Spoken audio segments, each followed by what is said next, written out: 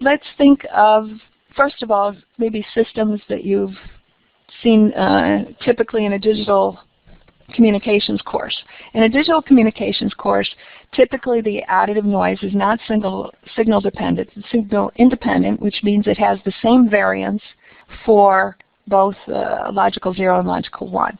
So if we look here, we have the received signal, which is wiggling around 0, jumps up, wiggles around 1, goes down, wiggles around 0. And if we create a histogram, for instance, on a test and measurement device, or if we look at the theoretical conditional distributions, we would get the red and the blue distributions, which are Gaussian with shifted means.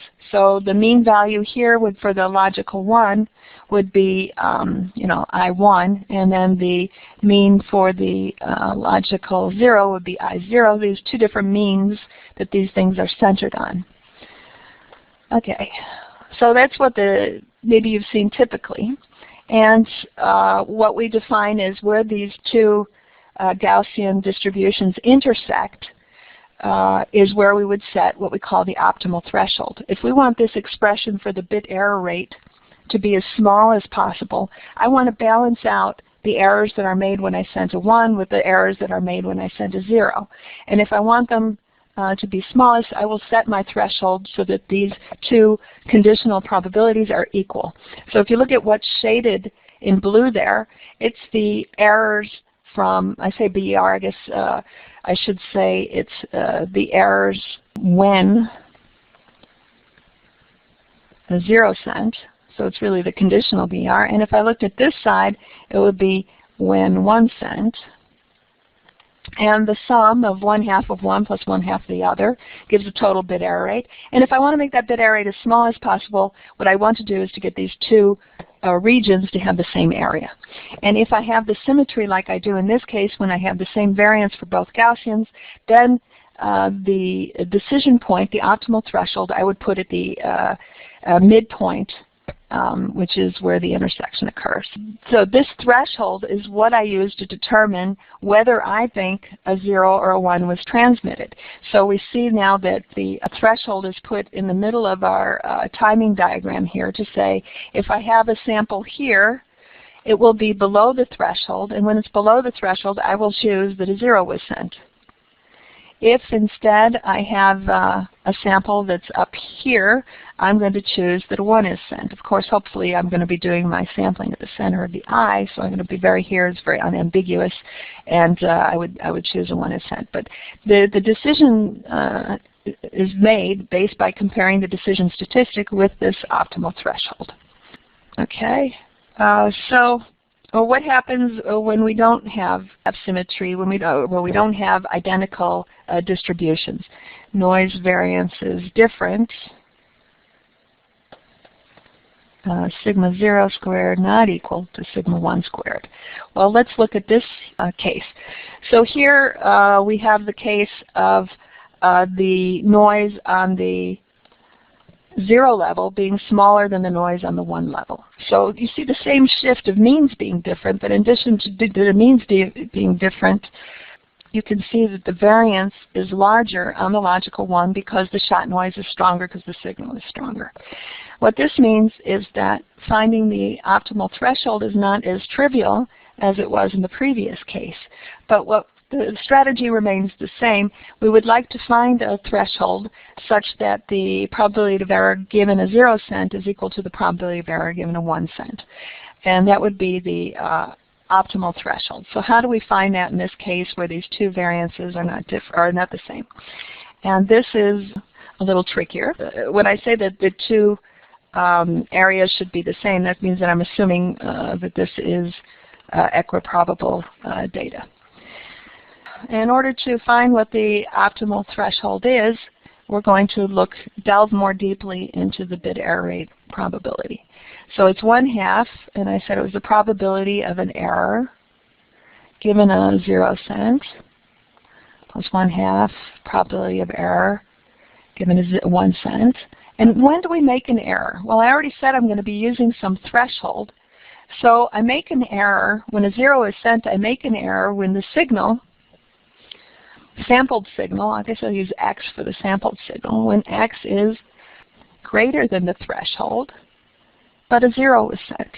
So I made a mistake. A 0 was sent, but somehow the noise was so large that it pushed up the signal plus noise sample x, the decision statistic, above the threshold, and I made an error. And that's the same as 1/2 the probability that x is less than the threshold when a 1 was sent.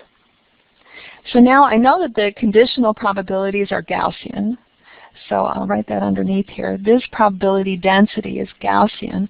In this case, the mean is 0 is sent, so the mean is 0. And of course, the variance is sigma 0 squared. In this case, it's Gaussian. The mean is I1, and the variance is sigma 1 squared. So the probability that x is greater than some threshold, and gosh, I hope it's clear, this is an n for normal. This is the threshold, okay? Those are not the same symbols. The probability that I am greater than theta is just theta to infinity, the probability density, and the density here is 1 over 2 pi square root of sigma 0 squared, and then e to the minus x minus I0 squared to sigma 0 squared dx, etc. And here it would be from minus infinity to theta, 1 over 2 pi sigma 1 e to the minus x minus I1 squared to sigma 1 squared dx. Theta optimal, how would I find it? For equiprobable data, I would like these two equations to be equal. These two representations of the Gaussian. So this happens at the intersection. So let's look back at our graphic here. We have equal probabilities if we find the intersection of these two probabilities. So if I want to find the intersection of them, I look at the probability density functions, which are written in here, and I try to put them equal. So I'm saying the optimal occurs when they coincide. So then the optimal one minus I0 squared over 2 sigma 0 squared would equal I1 minus the optimal squared to sigma 1 squared plus the logarithm of sigma 1 over sigma 0. So I just took the logarithm of both sides to come up with this expression, so I didn't have the exponential in it. Note that when sigma 1 equals sigma 0, the logarithm is 0, and I get a simple expression where the optimal theta is the midpoint between I0 and I1. At the midpoint, that happens in this case just by the symmetry. But in this case, with an sigma 1 is not equal to sigma 0, this is not necessarily the case. So finding a solution to this expression in closed form is difficult because of the logarithm. So now we'll make one of our simplifying assumptions, and that is that the logarithm can be neglected. Now, in this case, it still will not be the midpoint, because the midpoint was also due to the denominators being equal, that symmetry, which will not be the case now. So we're still going to neglect the logarithm, won't be 0, but we're going to keep sigma 1 not equal to sigma 0. And this is, given that the logarithm is a very slowly growing function, this is a good approximation. So the we'll say the quasi optimal threshold in this case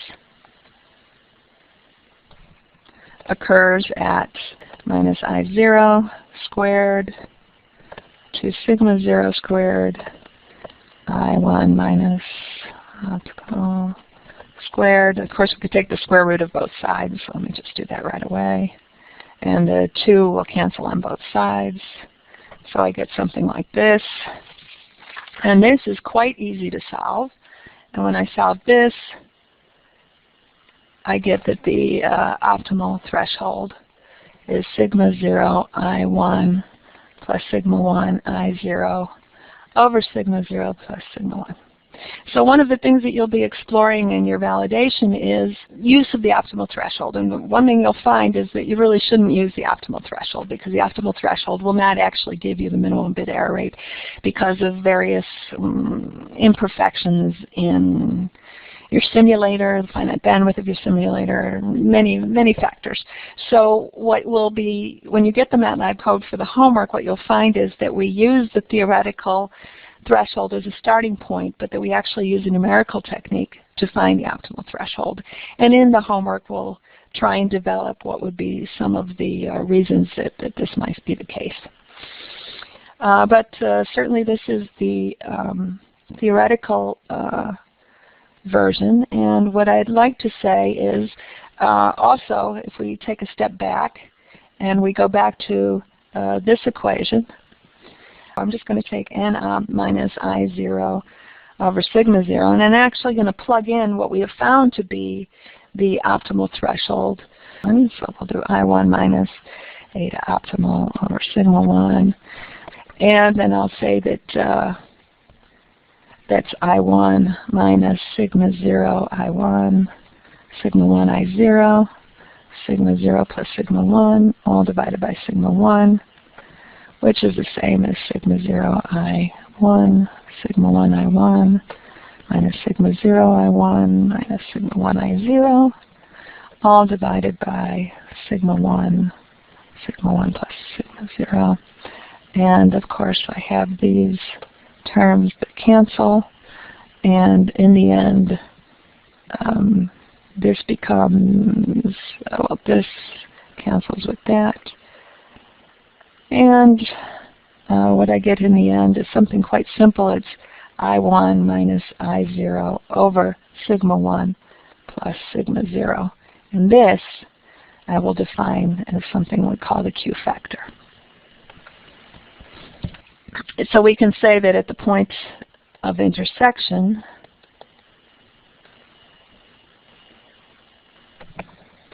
we would have E to the minus, and it's x minus the mean divided by the variance, that this would equal e to the minus q squared in both cases.